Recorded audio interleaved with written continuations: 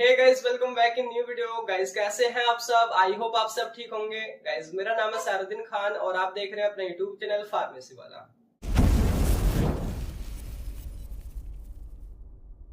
तो आज की जो वीडियो है ना, इस वीडियो में हम देखने वाले हैं जो कि फार्मास्यूटिकल इंजीनियरिंग हमारी चल रही थी थर्ड सेमेस्टर में। तो आज जो है कई दिन में वीडियो आ रही है बिकॉज मेरी थोड़ी जो खांसी वगैरह हो गई थी, थोड़ी तबीयत ठीक नहीं थी, जिससे मतलब वो खांसी बीच में आ जाती तो वीडियो बनाने में काफ़ी दिक्कत थी। तो थोड़ी अब भी प्रॉब्लम है, तो कई बार कट वगैरह लग जाते हैं बीच में। तो कोई नहीं, हम कंटिन्यू करते हैं। आज की जो वीडियो है इसमें हम देखने वाले हैं वो है बर्नौलीज की थ्योरम और उसकी एप्लीकेशन वगैरह। लास्ट में हमने देखा था रेनॉल्ड नंबर और उसका सिग्निफिकेंस। तो आप जो है प्लेलिस्ट को एक तरफ से वॉच करते आना।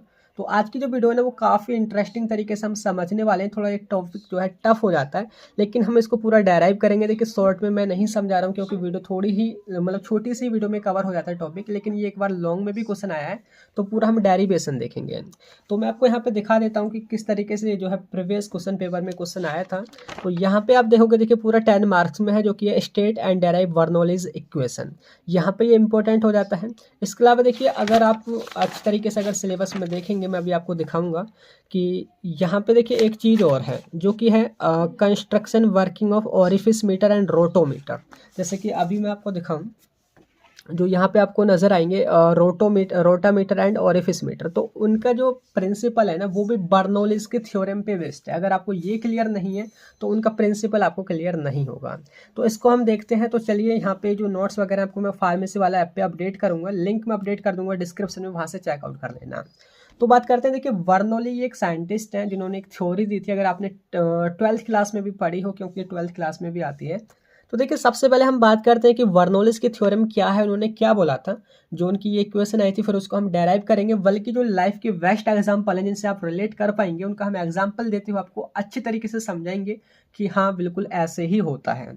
तो पहले बात करते हैं, जो थ्योरी थी ये थी इनके फ्लो ऑफ फ्लूइड्स के ऊपर। आप यहाँ पे यूनिट देखेंगे तो यूनिट का नाम है फ्लो ऑफ फ्लूइड, यानी कि यहाँ पे फ्लूइड्स के फ्लो की बात कर रहे हैं। आखिर फ्लूइड्स क्या होती है हम प्रीवियस वीडियोज में देख ही चुके हैं। देखिए दोनों यानी कि एयर एंड लिक्विड, यानी कि गैस एंड लिक्विड दोनों फ्लो कर पाते हैं तो उनको हम फ्लूइड बोलते हैं, जो कि हम समझ ही चुके हैं लास्ट वीडियोस में।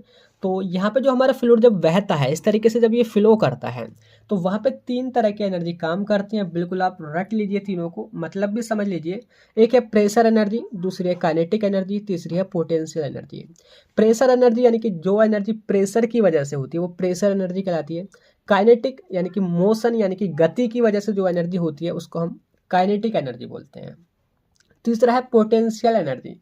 पोटेंशियल कहने का मतलब है जो कि डेंसिटी की वजह से, आप बोल सकते हैं डेंसिटी की वजह से जो एनर्जी होती है। जैसे कि कैसे, ये सपोज करिए हमारा एक हाइलाइटर है, इसमें कुछ ना कुछ इसका मास होगा, डेंसिटी होगी, तो उसको हम जितना ऊपर उठाते हैं ना तो ऐसे आप छोड़ोगे तो ये जो एनर्जी आई है ना नीचे गिरने की, या तो बोले तो ग्रेविटेशनल फोर्स की वजह से हो या फिर ऊपर उठाने की वजह से हो, कुछ डेंसिटी की वजह से हो, तो ये जो जो आपकी एनर्जी है वो आपकी पोटेंशियल एनर्जी एनर्जी कहलाती है।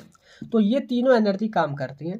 तो ये जो थ्योरी है मतलब कि बर्नौलीज की थ्योरम, ये बेस्ड है principle of conservation of energy. यानी कि जो एनर्जी होती है ना उसको ना तो हम डिस्ट्रॉय कर सकते हैं ना ही क्रिएट कर सकते हैं। ये आपने पढ़ ही चुका होगा प्रिंसिपल। इसको हम केवल एक फॉर्म की एनर्जी को दूसरी फॉर्म में कन्वर्ट कर सकते हैं, ठीक है, उसी पे बेस्ड है। तो उनका कहना क्या है कि जब भी ये फ्लूइड्स बहते हैं, यानी कि जो हमारे एयर है या बोले तो लिक्विड है, जब भी वो बहते हैं तो उन पे 3 एनर्जी ये काम करती हैं। तो ये जो है एक दूसरे में चेंज होती रहती हैं। यानी कि अगर प्रेशर एनर्जी बढ़ गई तो ये दोनों अपने आप को एडजस्ट कर लेंगी, ये आपको कम कर लेंगी। अगर ये काइनेटिक एनर्जी बढ़ गई तो आपकी प्रेशर एनर्जी कम हो जाएगी। यानी कि ये जो है एक दूसरे में चेंज होती रहेंगी, ये ना तो क्रिएट होंगी ना ही डिस्ट्रॉय होंगी। अच्छे से आपको तब समझ आएगा, पहले आप ये टर्म समझ लीजिए। पूरा जो इक्वेशन लिखी हुई है, मतलब कि जो पूरी थ्योरी लिखी हुई है, it state that in laminar flow of incompressible and non viscous fluid. यहाँ पे 3 टर्म यूज हुई हैं। लैमिनार फ्लो, लैमिनार यानी कि जो फ्लो एकदम स्ट्रेट लाइन में अगर हमारा फ्लूइड बह रहा है, सीधा सीधा बिल्कुल बह रहा है, उसको हम लैमिनार फ्लो बोलते हैं। टर्बुलेंट यानी कि जो इर्रेगुलर बहता है। तो लैमिनार फ्लो हो किसका, इनकम्प्रेसिबल और नॉन विस्कस फ्लूइड का। इनकम्प्रेसिबल यानी कि जिसको हम कंप्रेस नहीं, दबा नहीं सकते हो, उसका वॉल्यूम चेंज नहीं होता हो दबाने पे, उसकी डेंसिटी नहीं चेंज होती हो दबाने पे, उनको हम इनकम्प्रेसिबल फ्लूइड बोलते हैं। वो नॉन विस्कस भी हो, नॉन विस्कस यानी कि वो इजीली फ्लो करते हों। ऐसा नहीं कि वो बहुत ही ज़्यादा गाढ़े हैं, बहुत ही ज़्यादा फ्लो होने में दिक्कत हो रही है, तो वो ईजिली फ्लो करते हों। तो ये टर्म है, इसकी मतलब लिमिट आप बोल सकते हैं। यानी कि in laminar flow of incompressible and non viscous fluid the sum of, यानी कि the total of pressure energy, kinetic energy and potential energy per unit volume always remain constant. यानी कि वही तीनों एनर्जी, यानी कि ये pressure energy, kinetic energy, potential energy का जो टोटल होता है वो हमेशा कांस्टेंट होता है। सपोज करिए यहाँ पे इस तरीके से ये जो है हमारा फ्लूइड यहाँ पे बह रहा है, इस पॉइंट पे जो इसकी टोटल एनर्जी है, यानी कि pressure energy, kinetic energy, potential energy, जो कि हमारे जूल में मेजर होती है, सपोज करिए 50 जूल यहाँ पे इसकी एनर्जी है। अगर बात करें आगे पाइप पतला होता है या फिर नीचे आता है, तो यहाँ भी जो एनर्जी होगी ना, बिल्कुल वही 50 जूल ही होगी, क्योंकि एनर्जी को ना तो हम क्रिएट कर सकते हैं ना ही डिस्ट्रॉय कर सकते हैं। हाँ, ऐसा ज़रूर हो सकता है जैसे कि जो हमारी प्रेशर एनर्जी अगर यहाँ पे देखिए ज़्यादा है तो यहाँ पे कम हो जाएगी और कोई दूसरी एनर्जी बढ़ जाएगी, लेकिन टोटल जो है वो 50 जूल ही होगा। यानी कि अगर प्रेशर एनर्जी घटी तो सपोज काइनेटिक एनर्जी बढ़ जाएगी, अगर काइनेटिक एनर्जी घटी तो प्रेशर एनर्जी घट जाएगी। यानी कि जो तीनों एनर्जी हैं बैलेंस कर लेंगे एक दूसरे को, एडजस्ट हो जाएंगी, एक दूसरे में चेंज हो जाएंगी, लेकिन जो एक्चुअली में जो वैल्यू आएगी ना एनर्जी की, वो वही कांस्टेंट होगी, क्योंकि इस पॉइंट पे थी तो वो यहाँ भी इस पॉइंट पे सेम ही होगी। ये है बर्नौलीज की थ्योरम। इसको मैं बेस्ट एग्जांपल से अभी आपको बताऊंगा, पहले आप समझ लीजिए। देखिए क्वेश्चन क्या है, P plus half rho v square plus rho ji h equals to constant. P यानी कि pressure energy, half rho B square, आपने देखिए काइनेटिक एनर्जी पढ़ी होगी, हाफ एम बी स्क्वायर करके, जो कि उसकी वेलोसिटी की वजह से जो एनर्जी होती है। तो यहाँ पे जो रो है ना वो भी डेंसिटी है, तो यहाँ पे मास की जगह डेंसिटी यहाँ पे दिखा दिया है। तो half rho B square plus rho जी एच, रो यानी कि वही density, G gravitational force, H height, जैसे कि मैंने बताया था कि डेंसिटी की वजह से, हाइट की वजह से और ग्रेविटेशनल फोर्स की वजह से जो एनर्जी होती है वो पोटेंशियल एनर्जी होती है। तो वही तो है प्रेशर एनर्जी, काइनेटिक एनर्जी और पोटेंशियल एनर्जी, इनका जो सम है, इन दोनों तीनों का जो जोड़ है वो हमेशा कांस्टेंट होता है। तो ये है इसकी इक्वेशन, इसको हम डेराइव भी करेंगे। तो P प्रेशर है, रो जो है डेंसिटी है फ्लूइड की, और V जो है वेलोसिटी है, G ग्रेविटी कांस्टेंट है, H जो है वो हाइट है। ठीक है, और जैसे बोला था कि ये हमारा किस पे बेस्ड है, कंजर्वेशन ऑफ एनर्जी, की एनर्जी को ना तो डिस्ट्रॉय किया जा सकता है ना ही उसको क्रिएट किया जा सकता है। यहाँ भी मैंने वही दिखाया था, pressure energy, kinetic energy, potential energy equals to constant. ठीक है, तो देखिए आगे वही मैंने यहाँ पे सारा कुछ दिखा रखा है, जो कि अभी मैंने आपको समझाया था कि देखिए अगर यहाँ पे हमारी काइनेटिक एनर्जी बढ़ती है, यानी कि अगर वेलोसिटी बढ़ती है तो प्रेशर एनर्जी कम हो जाएगी। अगर सपोज करिए अगर पोटेंशियल एनर्जी बढ़ती है तो प्रेशर एनर्जी कम हो जाएगी। यानी कि एक दूसरे को तीनों ये जो है क्या करेंगे, मेंटेन करके रखेंगे। यहाँ पे कुछ नोट, 2 पॉइंट आपने ध्यान रखने हैं। देखिए अगर स्पीड बढ़ती है तो प्रेशर कम हो जाता है, यानी कि स्पीड जो प्रेशर जो होता है वो स्पीड के इन्वर्सली प्रोपोर्शनल होता है। यानी कि देखिए स्पीड बढ़ी, प्रेशर कम हुआ, अगर प्रेशर बढ़ा तो स्पीड कम हुई। बेस्ट एग्जांपल देखिए मैं आपको देता हूँ, जैसे कि होता क्या है आपको देखिए मैं ऐसे बताता हूँ। जैसे कि सपोज करिए आपके आसपास जैसे कि जो टीन होती हैं, टीन यानी कि जो आपकी झोपड़ी टाइप होती हैं, कुछ इस तरीके से उनकी छत है। ठीक है, ये इस तरीके से झोपड़ी है, तो इस पे ये टीन की एक ऊपर परत है जो कि रहती है गाँव में अक्सर। तो जब आंधी तूफान या लंबी लंबी बहुत तेज़ तेज़ हवाएं चलती हैं, लंबी लंबी नहीं, बहुत तेज़ तेज़ हवाएं चलती है, तो टीन जो है कभी कभी उड़ जाती है। उसका रीज़न क्या है, देखिए यहाँ पे जो एयर यानी कि फ्लूइड जो हमारा बह रहा है, तो वो जो है ना उसकी स्पीड बहुत तेज़ है, बहुत स्पीड है वहाँ पे। लेकिन जो ये अंदर है यानी कि जो झोपड़ी है उसके अंदर जो है, जो हवाएं हैं तो सही हवा, लेकिन उनकी स्पीड जो है काफ़ी कम है। तो स्पीड बढ़ी, ये क्या कह रही है बर्नौली की थ्योरी, कि स्पीड बढ़ी प्रेशर कम हुआ। तो यहाँ पे जैसे ऊपर स्पीड है बहुत तेज, तो यानी कि यहाँ पे प्रेशर जो है बहुत ही कम है। स्पीड नीचे बहुत कम है, यानी कि यहाँ पे प्रेशर बहुत ज़्यादा है। जब नीचे वाला प्रेशर ज़्यादा हो जाता है और ऊपर वाला प्रेशर कम हो जाता है, तो वही ऊपर को पलट देता है झोपड़ी की परत को, यानी कि टीन को। तो एग्जाम्पल आपको समझ आ गया। और देखिए दूसरा जो बेस्ट एग्जाम्पल है, देखिए आपने सुना होगा कि अगर आप रेलवे पे गए हों या फिर कभी मेट्रो स्टेशन पे गए हों, कि आपसे बोला जाता है कि ट्रेन की पटरी से आप दूर खड़े हों, क्योंकि जब ट्रेन आएगी वो आपको अपनी तरफ खींच लेगी। उसका रीज़न क्या है वो भी बर्नौली ने ही अच्छी तरीके से समझाया था। जैसे कि सपोज करिए ये जो है हमारी पटरी है, ठीक है, और ये जो है आप दोनों तरफ ये जो है इसका रेलवे स्टेशन है, आप जो है यहाँ पे खड़े हुए हैं। यहाँ पे ये जो है हमारी ट्रेन, ये उसके मैं बना देता हूँ कंपार्टमेंट, यहाँ से ट्रेन बहुत स्पीड में आ रही है। बर्नौली की थ्योरी का क्या कहना है कि अगर स्पीड बढ़ी प्रेशर कम हुआ, यानी कि यहाँ पे जो प्रेशर है ट्रेन के आसपास जो प्रेशर है वो काफ़ी कम है। ठीक है, आप यहाँ पे खड़े हैं, आप टहलते टहलते ट्रेन के पास यहाँ पे आए। ठीक है, तो आपके पास भी फ्लूइड बह रहा है, आपके पास भी हवाएं चल रही हैं हल्की हल्की, लेकिन स्पीड उनकी कम है। बर्नौली की थ्योरी कहती है अगर स्पीड कम है तो प्रेशर ज़्यादा होगा, यानी कि आपके पीछे आपके आसपास प्रेशर बहुत ज़्यादा है, लेकिन ट्रेन की साइड में ट्रेन के आसपास प्रेशर बहुत कम है, क्योंकि ट्रेन की स्पीड बहुत ज़्यादा है। तो जो प्रेशर आपकी तरफ है वो ज़्यादा है, तो वो आपको ढकेल देगा किसकी तरफ, इस तरफ ट्रेन, जो क्योंकि वहाँ पे प्रेशर कम है।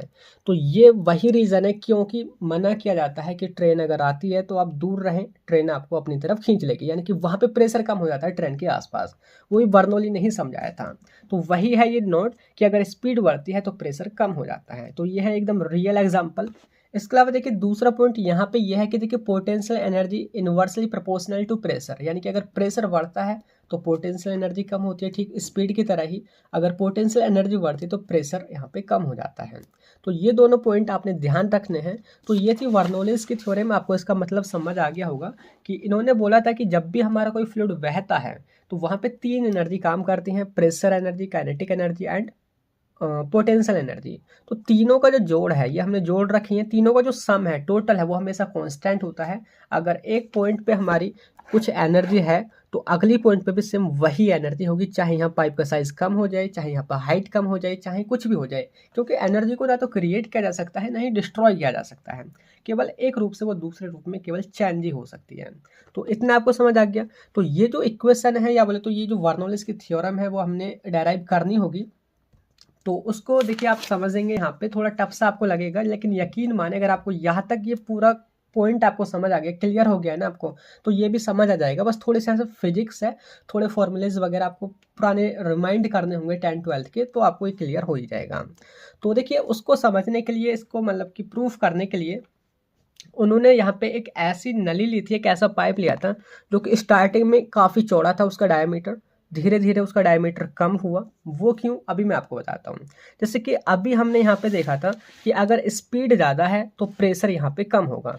जैसे कि यहाँ पे डायमीटर जब ज़्यादा है तो वेलोसिटी कम होगी, यानी कि जो स्पीड है वो कम होगी, तो स्पीड कम होगी यानी कि यहाँ पे प्रेशर शुरू में ज़्यादा होगा, धीरे धीरे यहाँ पे इसका डायमीटर कम होगा, यानी कि जैसे हम पाइप को खींचते जाते हैं तो उसकी वेलोसिटी, उसकी स्पीड बढ़ती जाती है। जब स्पीड बढ़ेगी यानी कि प्रेशर कम होगा, तो यहाँ पे प्रेशर कम होगा। तो हम ये देखेंगे कि अगर यहाँ पे ज़्यादा प्रेशर है और यहाँ धीरे धीरे कम प्रेशर होता जा रहा है, क्या एनर्जी डिस्ट्रॉय हो रही है या बोले तो एनर्जी यहाँ पे कम हो रही है, या कौन सी एनर्जी किस में कन्वर्ट हो रही है, वही हमने प्रूफ करना है। इसके अलावा यहाँ पे आप देखोगे यहाँ पे हाइट h1 की कुछ ज़्यादा ही है, यहाँ धीरे धीरे कम होगी, यानी कि ये यहाँ पे पोटेंशियल एनर्जी ज़्यादा है, यहाँ पे कम होगी। तो वही जो इंटरचेंजेबल जो होगा इनमें, मतलब कि इंटरचेंज होंगी तीनों एनर्जी आपस में, वही हमने प्रूफ करना है। तो ये कैसे इनका टोटल हमेशा कॉन्स्टेंट ही रहता है, वही तो हमारे यहाँ पे मुद्दा है। देखिए सिंपली यहाँ पे हम समझते हैं, जैसे कि हम बात करते हैं इस पॉइंट की, सबसे पहले ये एक्स पॉइंट है। तो ये देखिए कंटिन्यूसली फ्लूइड यहाँ पे बह रहा है, ऐसा नहीं कि अभी फ्लूइड बहना ही स्टार्ट हुआ है, कंटिन्यूसली बह रहा है। हम एक इंसिडेंट, एक किसी बीच के पार्ट की बात कर रहे हैं। तो यहाँ पे जो फ्लूइड आ रहा है एक्स पे, सपोज करिए वो 1 सेकेंड में इतनी दूरी, यानी कि आप समझ लीजिए, मैं इसको D1 लिख देता हूँ, डिस्टेंस D1, 1 सेकेंड में D1 दूरी वो तय करता है। ठीक है, तो यहाँ पे एक ना फोर्स काम कर रहा है, यानी कि जो कि इस फ्लूइड को आगे को धकेल रहा है, एक तरीके के फोर्स यहाँ पे काम कर रहा है। यानी कि बोले तो जैसे कि कोई फोर्स यहाँ पे काम कर रहा है प्लस उसकी दूरी, यानी कि उसमें डिस्प्लेसमेंट हो रहा है, उसका वो आगे बढ़ता भी जा रहा है। तो उसको ना फिजिक्स की टर्म में हम वर्क बोलते हैं। आपने वर्क पढ़ा होगा। वर्क क्या होता है, फोर्स इनटू डिस्प्लेसमेंट, यानी कि किसी चीज़ पे, जैसे कि ये हमारा हाईलाइटर है, ये हम फोर्स लगा रहे हैं तो ये यहाँ से डिस्प्लेस हो रहा है, तो ये समझिए फिजिक्स में हम यहाँ काम कर रहे हैं, इसको हम वर्क बोलते हैं। तो ये जो हमारा फ्लूइड है, ये जिस पे फोर्स काम कर रहा है, जैसे ही फोर्स इस पे काम कर रहा है तो ये थोड़ा डिस्प्लेसमेंट इसमें हो रहा है, थोड़ा ये आगे को बढ़ रहा है, ये बह रहा है, तो यहाँ पे काम हो रहा है, एक वर्क हो रहा है। तो उसी वर्क को आप ऐसे लिखेंगे स्टार्टिंग में, यानी कि डेरिवेशन यहाँ से स्टार्ट इस तरीके से होता है कि इन 1 second the work done by liquid at point x point पे जो वर्क किया गया है लिक्विड के द्वारा, आप उसको दिखाओगे W1 equals to force into distance, F into d होता है फोर्स इंटू डिस्टेंस। तो फोर्स क्या होता है, देखिए फोर्स को आपको पता ही होगा, देखिए प्रेशर इक्वल्स टू होता है फोर्स अपॉन एरिया, यानी कि किसी भी एरिया पे जो बल, एक फोर्स काम करता है स्पेशल इस एरिया पे, अगर वो काम कर रहा है तो वो उसका प्रेशर कहलाता है।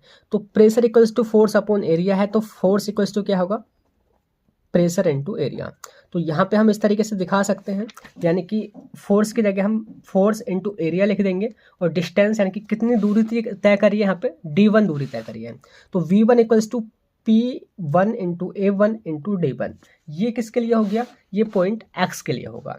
ठीक इसी तरीके से पॉइंट Y पे भी एक फोर्स काम कर रहा है, जो कि इस फ्लूइड को आगे की बजाय पीछे को धकेलने का काम कर रहा है। यहाँ पे डिस्प्लेसमेंट तो हो रहा है, यहाँ पे भी d2 दूरी जो है वो तय कर रहा है हमारा फ्लूइड, लेकिन यहाँ पे ये ऐसा नहीं कि खुद आगे को जा रहा है, बल्कि ये इसका अगेंस्ट काम कर रहा है। तो यहाँ पे जो काम हो रहा है ना वो नेगेटिव अगेंस्ट में हो रहा है, तो इसको हम लिखेंगे W2 इक्वल्स टू P2, यानी कि वही pressure into area, P2 into A2 into D2। ठीक है, तो इतना पॉइंट आपको समझ आ गया, यानी कि यहाँ पे जो काम हो रहा है प्लस यहाँ पे जो काम हो रहा है, ये अभी हमने लिखा है। अब यहाँ पे जो नेट काम जो कि हमारा लिक्विड कर रहा है वो हमने निकालना है, यानी कि यहाँ के जो वर्क हो रहा है उसको हम इससे डिवाइड कर देंगे तो हमारा नेट वर्क निकल आएगा। यानी कि एक फर्स्ट इक्वेशन हमारी यहाँ पे बन जाएगी, net work done by liquid equals to P1 into A1 into D1 minus P2 into A2 into D2, क्योंकि जो नेगेटिव में है ये जो है यहाँ पे इसके अगेंस्ट में यहाँ पे काम कर रहा है। ठीक है, तो यहाँ पे आप देखोगे हमारा नेट जो वर्क है जो लिक्विड द्वारा किया गया है वो यहाँ पे निकल आया है। अब देखिए यहाँ पे आपने एक पॉइंट देखना होगा, यहाँ पे A1 इंटू D1 है। देखिए A क्या है, ये आपका एरिया है, D क्या है, ये जो है डिस्प्लेसमेंट है, यानी कि ये जो है दूरी है, आप बोल सकते हैं लेंथ है ये एक, यानी कि जो कि हमारे लिक्विड ने तय करी है एक सेकेंड में। ठीक है, तो देखिए वॉल्यूम क्या होता है, वॉल्यूम में अगर आपको बताऊँ, वॉल्यूम इक्वल्स टू होता है एरिया इनटू लेंथ, यानी कि कोई भी जो चीज़ है उसका जो है वो एरिया कितना है, एरिया कितना है प्लस उसकी लेंथ, या बोले तो उसकी हाइट कितनी है, आप बोल सकते हैं हाइट कितनी है, क्योंकि एरिया इक्वल्स टू होता है लेंथ इनटू वेट, यानी कि चौड़ाई, लंबाई गुणा चौड़ाई इक्वल्स टू एरिया। लेकिन जो आपकी जो हाइट होती है, अगर वो हाइट को भी अगर हम मल्टीप्लाई कर दें तो वो जो टोटल होता है वो वॉल्यूम निकलता है। ये थोड़ा फॉर्मूला याद रखना है। तो देखिए वॉल्यूम क्या हुआ, एरिया इंटू लेंथ, यानी कि एरिया इंटू लेंथ। तो ये जो है वॉल्यूम है, जो कि यहाँ पे लिक्विड का वॉल्यूम जो भी एंटर कर रहा है वो यहाँ पे आगे पहुँच रहा है। तो देखिए एक इक्वेशन है जिसको हम इक्वेशन ऑफ कंटिन्यूटी बोलते हैं, यानी कि जो वॉल्यूम यहाँ पे एंटर हुआ है उतना ही वॉल्यूम यहाँ से निकलेगा, यानी कि जो मास है उसको ना तो क्रिएट किया जा सकता है ना ही डिस्ट्रॉय किया जा सकता है, यानी कि जो वॉल्यूम यहाँ पे है वही वॉल्यूम वाई पॉइंट पे भी होगा। ये कहना है किसका, इक्वेशन ऑफ कंटिन्यूटी का। यानी कि अगर A1 D1 जो भी जितनी वैल्यू यहाँ पे है सेम A2 एंड D2 की वैल्यू भी वही होगी, यानी कि A1 into D1 equals to A2 into D2। ये किसके अकॉर्डिंग है, इक्वेशन ऑफ कंटिन्यूटी। आप समझ लीजिए इक्वेशन एंड कंटिन्यूटी का मतलब क्या है कि यहाँ पे जितना भी फ्लूइड का मास यहाँ पे एंटर हो रहा है यहाँ पे उतना ही निकलेगा, ना तो वो कम होगा ना ही वो ज़्यादा होगा। हाँ, उसकी स्पीड कम हो सकती है या स्पीड ज़्यादा हो सकती है, प्रेशर कम हो सकता है, ऐसा हो सकता है, लेकिन जो वॉल्यूम था स्टार्टिंग में वो यहाँ पे सेम वही होगा। तो इसको हम इस तरीके से लिख सकते हैं A1 into D1 equals to A2 into D2। तो यहाँ पे देखिए एक और पॉइंट है, देखिए यहाँ पे वॉल्यूम का एक फॉर्मूला एक और होता है, वॉल्यूम इक्वल्स टू होता है मास अपॉन डेंसिटी। तो ये क्या है, A1 इंटू D1 या बोले तो A2 इंटू D2, जो कि एक दूसरे के बराबर हैं, जो कि हमारा वॉल्यूम है। तो इसकी जगह हम मास अपॉन डेंसिटी लिख सकते हैं, यानी कि A1 into D1 equals to A2 into D2 upon m upon rho. M क्या है मास, रो क्या है डेंसिटी, जिसको हम शॉर्ट में मतलब कोष्टक में वॉल्यूम मैंने दिखा दिया है। ठीक है, कुछ नहीं है, बस एक फॉर्म दूसरा फॉर्मूला दूसरे में कन्वर्ट कर दिया है।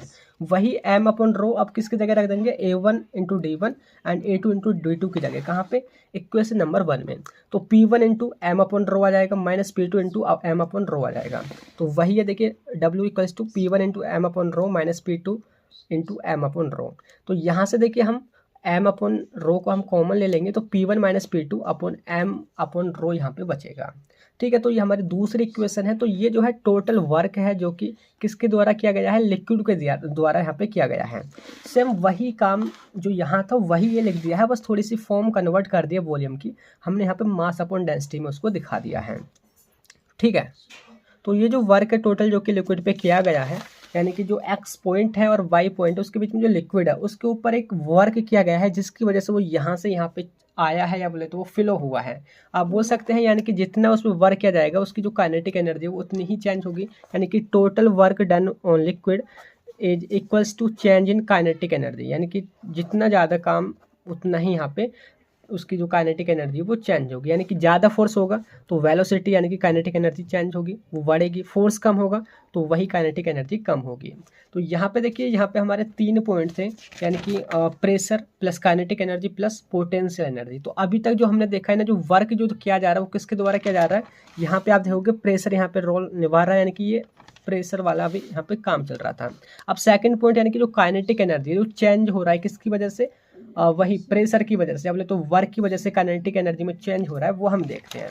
सपोज करिए एक्स पॉइंट पे जो काइनेटिक एनर्जी है वो हाफ mv² है। आपको फॉर्मूला पता है वो काइनेटिक एनर्जी का हाफ mv² होता है। इसको हम v1 ले लेते हैं, हाफ mv1², और यहाँ पे हम ले लेते हैं हाफ mv2², क्योंकि मास जो है वो तो सेम होगा, जो मास यहाँ पे है वही मास यहाँ पे सेम होगा। हाँ, उसकी वेलोसिटी चेंज हो सकती है, क्योंकि यहाँ पे डायमीटर ज़्यादा है तो वेलोसिटी कम होगी, यहाँ पे डायमीटर छोटा हो गया है तो यहाँ पे क्या होगी, वेलोसिटी बढ़ जाएगी। तो जो वेलोसिटी यहाँ पे बढ़ी है उसको हमने कैलकुलेट करना है। सो वही यहाँ पे लिखा हुआ देखिए, kinetic energy of liquid at x and y point is half mv1² and half mv2²। So total increase in the kinetic energy of liquid equals to half mv2² minus v1²। यानी कि जो यहाँ पे उसकी काइनेटिक एनर्जी उसमें से हम इसे घटा देंगे तो वो हमारी इंक्रीज हुई वेलोसिटी, या बोले तो जो इंक्रीज काइनेटिक एनर्जी वो यहाँ पे निकल आएगी। ठीक इसी तरीके से आप यहाँ पे देखोगे, यहाँ पे जो हाइट है फ्लूइड के फ्लो होने की वो ज़्यादा है, यहाँ पे कम है, यानी कि यहाँ पोटेंशियल एनर्जी ज़्यादा है, यहाँ पे कम हो गई है। तो यहाँ पे यहाँ तक आने में फ्लूइड की जो पोटेंशियल एनर्जी कम हुई है वो भी हमने कैलकुलेट करनी है। So total potential energy at x is mgh1 है हमारी पॉइंट एक्स पर, और y पॉइंट पे mgh2 हम यहाँ पे ले लेते हैं। तो total decrease in the potential energy of liquid, जिसको हम u से डिनोट करेंगे पोटेंशियल एनर्जी को। सो mgh1 माइनस h2, यानी कि जो यहाँ पे हाई पोटेंशियल एनर्जी में से जो कम हुई है, डिक्रीज हुई है, उसको हम घटा देंगे तो हमें पता चल जाएगा कि आखिर कितनी वहाँ पे एनर्जी हमारी कम हुई है। तो यहाँ पे हमने काइनेटिक एनर्जी कैलकुलेट करी, यहाँ से हमने पोटेंशियल एनर्जी कैलकुलेट करी। अब बात करते हैं टोटल नेट कितनी एनर्जी हमारी इंक्रीज हुई या फिर डिक्रीज हुई। So total net energy equals to kinetic energy जो कि हमारी ज़्यादा हुई है, पोटेंशियल एनर्जी जो कि हमारी कम हुई थी, तो उससे हम उसको घटा देंगे। तो total net energy equals to half mv2 minus v1² minus mgh1 minus h2। तो ये जो है टोटल एनर्जी है, जो कि किसकी वजह से है, जो भी काम किया गया था, जो भी वर्क यहाँ पे किया गया था, तो उसकी वजह से यहाँ पे फ्लूइड हमारा बहा, यानी कि उसमें एनर्जी आई, या बोले तो उसमें काइनेटिक एनर्जी आई, या बोले तो उसकी जो है यहाँ पे कुछ ना कुछ यहाँ पे उसकी पोटेंशियल एनर्जी कम हुई। तो ये जो एनर्जी आई है वो किसकी वजह से आई है, वर्क की वजह से आई है। तो वही सिंपली अब कुछ नहीं है, हमने बराबर लिख देना है कि this increment is due to work done on liquid. ये जो इंक्रीजमेंट हुआ है एनर्जी में वो वर्क की वजह से हुआ है, लेकिन net work done on liquid equals to net increment in the energy. यानी कि जो हमारा प्रेशर जिसकी वजह से काम हो रहा था वो थोड़ा सा चेंज होकर के उसने एनर्जी में इंक्रीजमेंट कर दिया, वो बोले तो या बोले तो एनर्जी में वो कन्वर्ट हो गया है। तो ये एनर्जी इंक्रीज हुई है, किसकी वजह से इंक्रीज हुई है, काम की वजह से, वर्क की वजह से। यानी कि W/P1 minus P2 into M/ρ, इसको हम इक्वल्स रख देंगे किसके, जितना भी इंक्रीजमेंट हुआ है एनर्जी में उसके। तो वही equation second and equation third को बराबर रखने पर ये यहाँ पे क्या आएगा, ये इस तरीके से यहाँ को बराबर रख देनी है। इसको देखिए मैं यहाँ पे समझाता हूँ। जैसे कि हमारी इक्वेशन सेकंड थी जो कि टोटल वर्क जो कि किया गया था लिक्विड पे वो, और ये थी हमारी काइनेटिक एनर्जी, ये थी हमारी पोटेंशियल एनर्जी। तो इसको हमने इक्वल रख दिया है, कुछ नहीं करना है, सिंपली स्टेप सेकंड में इसमें P1 माइनस P2 इस तरीके से लिखना है, M/ρ आ जाएगा यहाँ पे देखिए M आपको यहाँ पे कॉमन नज़र आ रहा है, तो हमने यहाँ पे कॉमन M को ले लेना है, बच्चा हाफ v2² माइनस v1², इस तरीके से, माइनस G बचा यहाँ पे h1 माइनस h2, इस तरीके से। ठीक है, अब यहाँ पे देखिए M जो है इस M से कैंसिल हो जाएगा, यहाँ पे बचा क्या, अब P1 माइनस P2 1/ρ, ठीक है, इक्वल्स टू सेम वही जो ऊपर लिखा हुआ है वही उतारना है, v1 यहाँ पे शायद स्क्वायर है छूट गया, ठीक है, आप देखते रहना GH1 माइनस H2। अब यहाँ पे क्या करना है, इस रो को जो कि नीचे है इस तरह मल्टीप्लाई कर देना है, जो कि मैंने यहाँ पे दिखाई रखा है। देखिए आपको दिखा देता हूँ। यहाँ पे जो रो था हमारा वो मल्टीप्लाई होने के बाद half rho V2 square minus V1 square minus यहाँ भी रो आ जाएगा क्योंकि मल्टीप्लीकेशन दोनों में होगा रो जी H1 माइनस H2। ठीक है, अब क्या होगा, सिंपली P1 माइनस P2 यही उतार लेना है इक्वल्स टू, अब हाफ रो का हम इसमें भी मल्टीप्लाई करेंगे, इसमें मल्टीप्लाई करेंगे। ठीक है, ऐसे ही रो जी का हम इसमें भी मल्टीप्लाई करेंगे H1 में और H2 में भी। सिंपली ये तो थोड़ा सा मैथ है, half rho V2 square minus half rho V1 square. ठीक है, मल्टीप्लीकेशन से।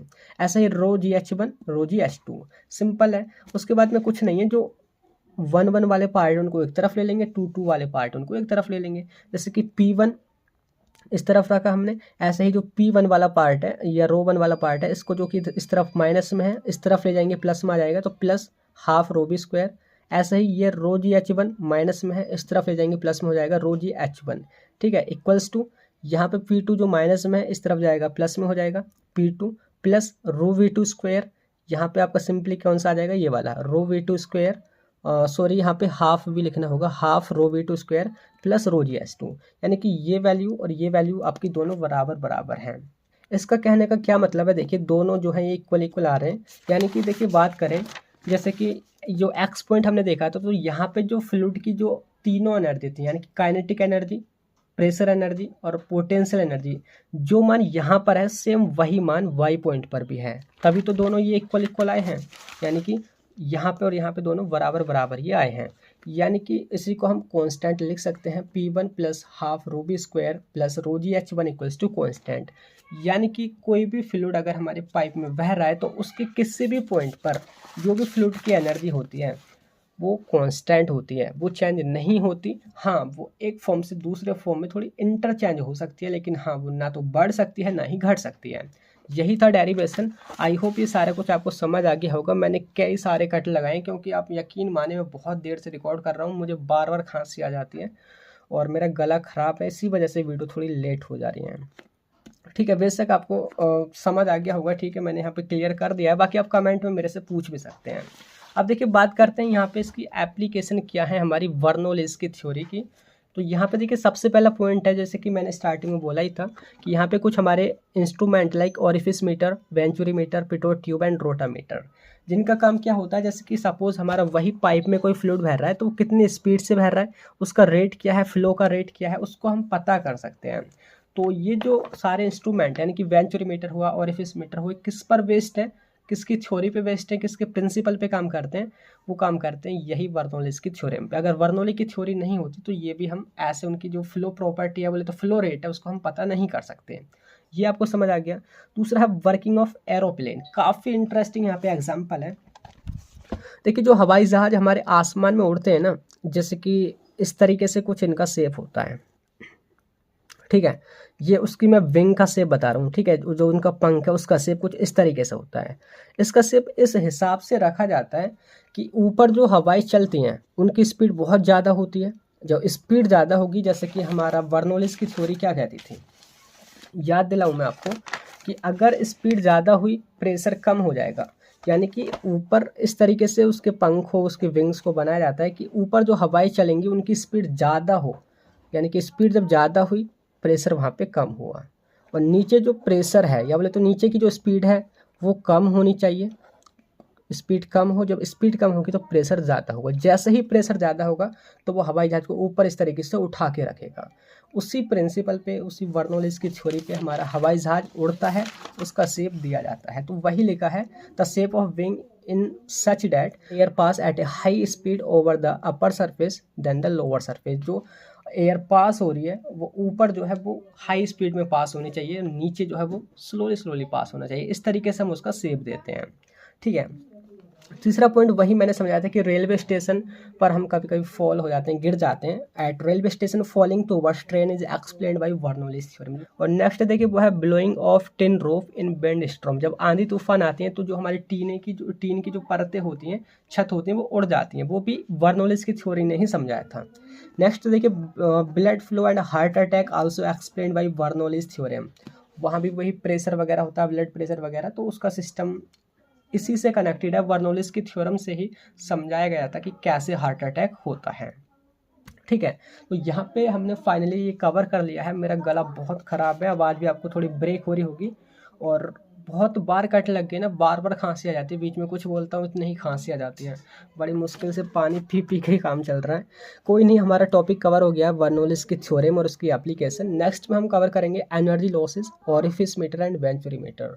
तो इसी वजह से थोड़ी वीडियो लेंदी मतलब तो थी ये, लेकिन प्रॉब्लम प्रॉब्लम वही है कि मतलब कि अगर नेक्स्ट वीडियो ना थोड़ी लेट इसी वजह से हो सकती है, मेरा गला बहुत ख़राब है, मुझे रेस्ट लेना होगा वरना और ज़्यादा ये प्रॉब्लम करेगा।